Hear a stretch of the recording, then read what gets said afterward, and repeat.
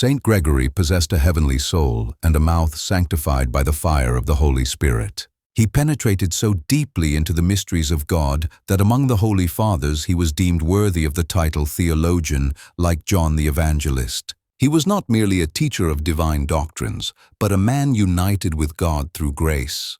His father, the Bishop of Nazianzus, had initially been involved in the heresy of the Hypsisterians and returned to the true faith. Saint Nonna, his mother, beseeched the Lord to have a son and promised to dedicate him. God revealed to her in a dream the appearance and name of the child who would be born. From a young age, Gregory displayed the wisdom of an elder and a great attraction to study and prayer. At a young age, he saw in a dream two virgins, purity and temperance, who encouraged him.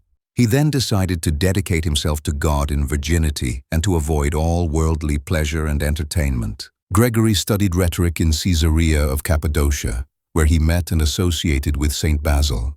He then traveled to Alexandria and afterwards to Athens to continue his studies. During the voyage, his ship was caught in a terrible storm that lasted 20 days. Kneeling at the stern, he pleaded with tears to God, as he had not yet been baptized. As soon as he renewed his promise to dedicate himself to God's service, the wind miraculously subsided. In Athens, he formed a deep spiritual friendship with Basil the Great, and they shared everything.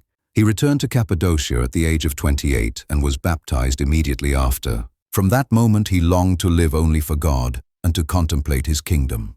He hastened to St. Basil's hermitage to live together, imitating the angels.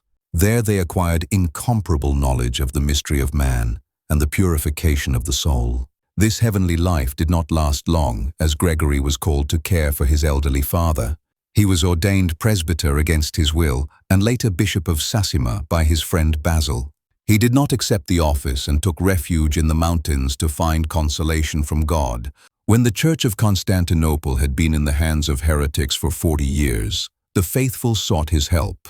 He arrived in the imperial city bringing the unwavering power of his word and the strength of miracles. He settled in a relative's house that was converted into a church of St. Anastasia. Alone against a multitude of heretics, he captivated his audience with his eloquence and demolished their sophistries. In 5 orations, he earned the title of Theologian and definitively expounded the divinity of the Son. His definitions are so perfect that they were used in the composition of liturgical hymns. Emperor Theodosius imposed the election of Gregory as Bishop of Constantinople and convened the Second Ecumenical Council. The council unanimously recognized his election and condemned the heresy of the Pneumatomychians. The joy of triumph was interrupted by the death of Saint Meletius, who presided over the council. Gregory faced resistance from bishops who even went so far as to hire an assassin against him. Exhausted by the disputes and with a broken heart, he announced he was ready to resign for the sake of peace.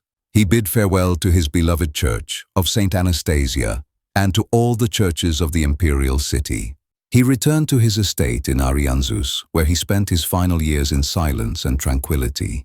He continued to watch over the purity of the faith through dogmatic letters and wondrous poems. With a humbled heart, but with his mind turned toward the contemplation of the Holy Trinity, he surrendered his soul to the Lord.